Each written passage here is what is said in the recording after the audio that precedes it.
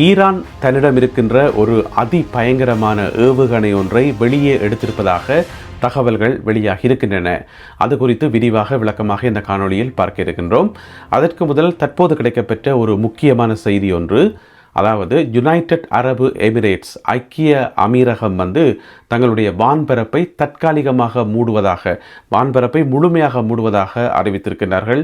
உங்களுக்கு தெரியும், துபாய் விமான நிலையமாக இருக்கலாம் அல்லது அபுதாபி விமான நிலையமாக இருக்கலாம், இவற்றை இலக்கு வச்சு தொடர்ச்சியாக தாக்குதல்கள் நடந்து கொண்டே இருக்கின்றன. நேற்று கூட ட்ரோன் தாக்குதல்கள் இடம்பெற்று பல மணி நேரம் துபாய் சர்வதேச விமான நிலையம் மூடப்பட்டிருந்தது. துபாயை நோக்கி பறந்து கொண்டிருந்த பல விமானங்கள் உடனடியாக நடுவானத்தில் வைத்தே டைவர்ட் பண்ணப்பட்டு வேறு இடங்களுக்கு திசை மாற்றப்பட்டது. சில விமானங்கள் எந்த இடத்திலிருந்து புறப்பட்டு வந்தார்களோ அங்கேயே திரும்ப போய் லேண்ட் ஆன சம்பவம் எல்லாம் நேற்று நடந்தது. எனவே இப்படியாக தொடர்ச்சியான தாக்குதல்கள் அதிகரித்து வருவதை அடுத்து தற்பொழுது யுனைடெட் அரபு எமிரேட்ஸ் அறிவித்திருக்கின்றார்கள் தங்களுடைய வான்பரப்பு முற்றுமுழுதாக மூடப்படுவதாக, ஆனால் தற்காலிகமான முறையில் மறு அறிவித்தல் வரை மூடப்படுவதாக அறிவித்துள்ளார்கள். யுத்தம் ஆரம்பித்து 2 வாரங்கள் கழிந்துள்ள நிலையில் தற்பொழுது ஈரான் தன்னிடம் இருக்கின்ற ஒரு பயங்கரமான ஏவுகணை ஒன்றை வெளியே எடுத்திருக்கின்றார்கள். இந்த ஏவுகணையை இஸ்ரேலை நோக்கி ஏவியிருக்கின்றார்கள் கடந்த ஞாயிற்றுக்கிழமை, நேற்று முன்தினம் ஞாயிற்றுக்கிழமை. இந்த ஏவுகணை ஒரு பயங்கரமான ஏவுகணை என்று சொல்லப்படுகிறது. இதனுடைய பேர் செஜில் 2 என்று சொல்லப்படுற ஏவுகணை.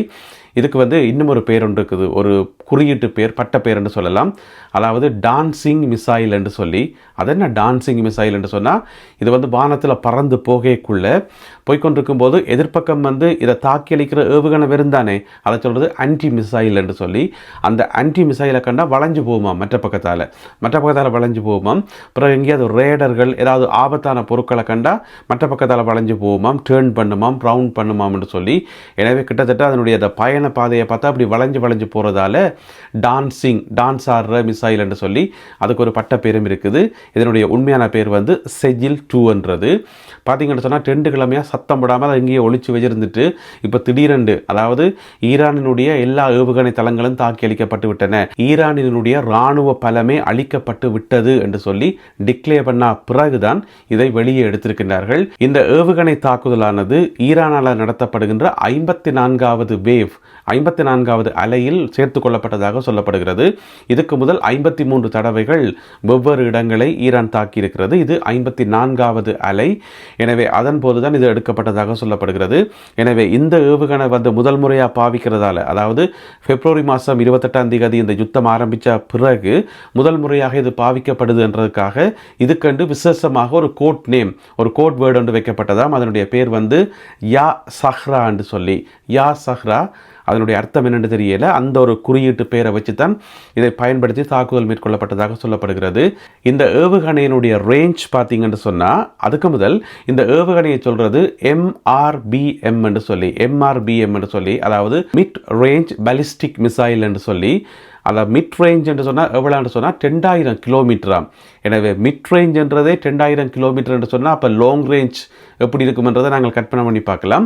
2000 கிலோமீட்டர் தூரம் வரைக்கும் சென்று தாக்கக்கூடிய வல்லமை கொண்டது தான் இந்த ஏவுகணை என்று சொல்லப்படுகிறது. இதில் இன்னும் ஒரு விசேஷம் இருக்கு என்னென்னு சொன்னால், இந்த ஏவுகணைக்கு பாவிக்கிற அந்த எரிபொருள் இருக்குது தானே, ஃபியூவல், அது லிக்விட் ஃபியூவல் இல்லையாம், அது சொலிட் ஃபியூவல் என்று சொல்லி, தமிழில் சொன்னால் திண்ம எரிபொருள் என்று சொல்லலாம். அதனுடைய அர்த்தம் என்று சொன்னால் மிக வேகமாக இந்த ஏவுகணையை இயக்க முடியும் என்று சொல்லி. அதாவது லிக்விட் பாவிக்கிறத விட சொலிட் பாவிக்கிறது ஏவுகணையை வேகமாக லான்ச் பண்ணுறதுக்கு உதவியாக இருக்கும் என்று சொல்லப்படுகிறது. அது மட்டும் இல்லாமல் இதனுடைய நீளம் பார்த்தீங்கன்னு சொன்னால் 18 மீட்டராம். டயமீட்டர் இருக்கு தானே, அது 1.25 மீட்டராம். அவ்வளவு டயமீட்டர் கொண்டது. இதனுடைய நிறைய விளையாண்டு பார்த்தீங்கன்னு சொன்னால், லான்ச் பண்ணும்போது இதனுடைய நிறைய விளையாண்டு பார்த்தீங்கன்னு சொன்னால் 23,600 கிலோகிராமாம். அதில் இருக்கக்கூடிய வெடிபொருட்கள் இருக்கு தானே, வார்ஹெட் என்று சொல்லுவோம். அந்த வார்ஹெட்டினுடைய நிறை 700 கிலோகிராம் என்று சொல்லப்படுகிறது. எனவே இப்படியான பல சிறப்புகளை கொண்ட டான்சிங் மிசைல் என்கின்ற குறியீட்டு பெயரால் அழைக்கப்படுகின்ற இந்த செஜில் 2 ஏவுகணை கடந்த ஞாயிற்றுக்கிழமை இஸ்ரேலை நோக்கி ஏவப்பட்டதாகவும் அதிலே இஸ்ரேலிய தரப்புக்கு பல சேதங்கள் ஏற்பட்டதாகவும் ஈரானிய ஊடகங்களில் செய்திகள் வெளியிடப்பட்டிருக்கின்றன. இருந்த போதிலும் கூட இதை சுயாதீனமான முறையில் உறுதிப்படுத்த முடியவில்லை என்று சொல்லி சர்வதேச ஊடகங்களில் செய்தி போடப்பட்டுள்ளது. ஈரானினுடைய தாக்குதல் திறன் அதிகரித்து வருவதாக பிரித்தானிய ஊடகம் ஒன்றில் செய்தி வெளியிடப்பட்டிருக்கிறது. த டெலிகிராஃப் பத்திரிகையில் இந்த செய்தி போடப்பட்டிருக்கிறது. அதாவது ஸ்ட்ரைக் ரேஞ்ச் என்று சொல்லுவோம். அந்த ஸ்ட்ரைக் ரேஞ்ச் வர வர அதிகரித்து கொண்டு போகுது, பல இடங்களையும் தாக்குதல் நடத்தப்படுது என்று சொல்லி. அதாவது இப்போ இஸ்ரேல் மேலே தாக்குதல் நடத்தும் போது பொதுவாக பார்த்தீங்கன்னு சொன்னால் டெல் அவீவ், ஹைஃபா இந்த மாதிரியான இடங்களை இலக்கு வச்சு தான் ஈரான் தாக்குதல் நடக்கிறது. இப்போ பார்த்தீங்கன்னு சொன்னால் இஸ்ரேலினுடைய சகல பகுதிகளையும், மிக முக்கியமாக இஸ்ரேலினுடைய வடபகுதியெல்லாம் இப்போ தாக்குதல் நடக்குதாம். அந்தந்த இடங்களில் ஏவுகணைகள் ஏவப்படுதாம் என்று சொல்லி டெலிகிராஃப் பத்திரிகையில் செய்தி போடப்பட்டிருக்கிறது. அதனால் ஈரானினுடைய அந்த தாக்குதல் ரேஞ்ச் வர வர அகன்று செல்வதாக இந்த செய்தி குறிப்பில் போடப்பட்டுள்ளது. அமெரிக்காவினுடைய புலனாய்வு அமைப்புகள் அமெரிக்க ஜனாதிபதி டொனால்ட் ட்ரம்ப் அவர்களுக்கு ஒரு முக்கியமான அறிக்கை ஒன்றை கையளித்திருப்பதாக தகவல் ஒன்று வெளியாகி இருக்கிறது.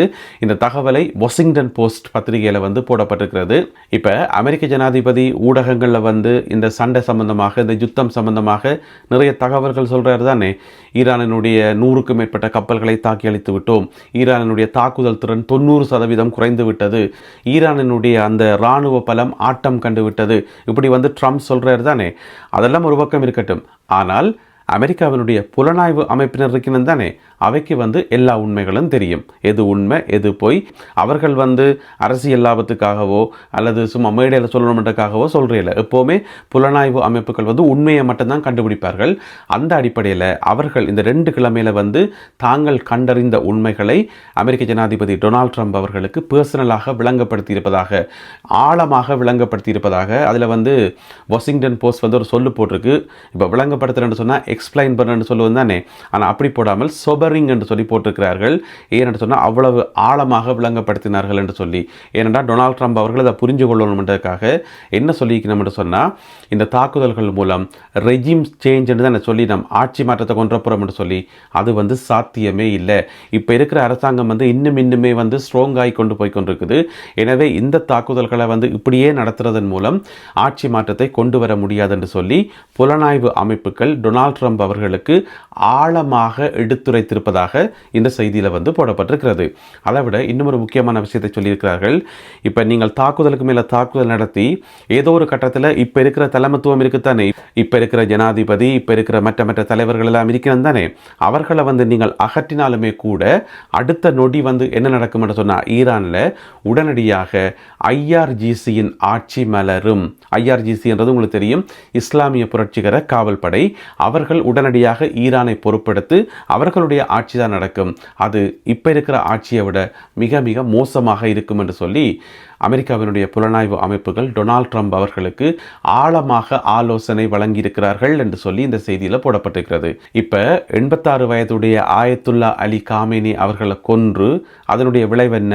56 வயசில் இருக்கக்கூடிய அவருடைய மகன் ஆட்சிக்கு வந்ததுதான். இவரை விட அவர் இன்னும் பல மடங்கு ஆற்றல் உள்ளவராக இருப்பார். பிறகு அந்த தலைமத்துவத்தை நீங்கள் இல்லாமல் பண்ணிட்டீங்கன்னு சொன்னால் இனி வரப்போகிறது இஸ்லாமிய புரட்சிகர காவல் படையினுடைய ஆட்சி தான். கண்டிப்பாக அதுதானா நடக்குமாம். ஏன்னு சொன்னால் ஈரானில் அந்த செட்டப் ஏற்கனவே செட் பண்ணியிருக்கான்.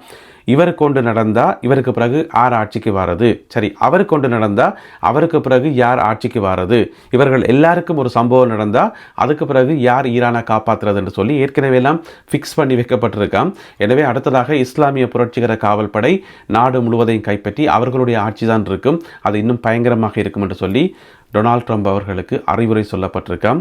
இனி அவர் என்ன முடிவை எடுக்கப் போகின்றார், இந்த யுத்தத்தை உடனடியாக நிறுத்தப் போகிறாரா இல்லையா என்பதை பொறுத்திருந்து பார்ப்போம். இஸ்ரேல் தற்பொழுது லெபனான் மீது கடுமையான தாக்குதல்களை மேற்கொண்டு வருகிறது. தரைவழி தாக்குதல்களை மேற்கொண்டு வருகின்றார்கள். அதாவது வரையறுக்கப்பட்ட தாக்குதல்கள் என்று சொல்லி சொன்னாலுமே கூட இதுவரைக்கும் லெபனானில் ஏராளமான மக்கள் இடம்பெயர்ந்தது மட்டுமில்லாமல் 1000 வரையான மக்கள் கொல்லப்பட்டிருக்கின்றார்கள். எனவே அந்த மனிதாபிமான பிரச்சனை அங்கே பாரதூரமாக போய்கொண்டிருக்குது லெபனானில். இங்கால எல்லாருடைய கவனம் ஈரானில் இருக்கும்போது மற்ற பக்கம் லெபனானில் பாரதூரமான பிரச்சனைகள் போய்கொண்டிருக்குது. அதனால் நேற்று இரவு திங்கட்கிழமை இரவு சில ஐரோப்பிய நாடுகள் ஒன்று சேர்ந்து இஸ்ரேலுக்கு ஒரு எச்சரிக்கை விடுத்திருக்கின்றார்கள். அதாவது பிரித்தானியா, பிரான்ஸ், கனடா, ஜெர்மனி, இத்தாலி இஸ்ரேலுக்கு ஒரு அழுத்தம் கொடுத்திருக்கின்றார்கள். இந்த யுத்தத்தை உடனடியாக நிறுத்த சொல்லி, இந்த தரைவழி தாக்குதல்கள் எல்லாத்தையும் உடனடியாக நிறுத்த சொல்லி. ஏனென்று சொன்னால் அந்த ஹியூமானிட்டேரியன் பிரச்சனை மனிதாபிமான பிரச்சனை எல்லை மீறி போய்கொண்டிருக்குது. எனவே உடனடியாக யுத்தத்தை நிறுத்துங்கள் என்று சொல்லி இந்த நாடுகள் கூட்டாக கோரிக்கை வைத்திருக்கின்றார்கள். நல்லது அன்பான உறவுகளே, இத்துடன் இன்றைய செய்திகளும் தகவல்களும் நிறைவு பெறுகின்றன. இந்த காணொலியில் பகிர்ந்து கொள்ளப்பட்ட செய்திகள் தொடர்பான உங்களுடைய கருத்துக்களை மறக்காமல் கீழே எழுதுங்கள். மீண்டும் சந்திப்போம் உறவுகளே. நன்றி, வணக்கம்.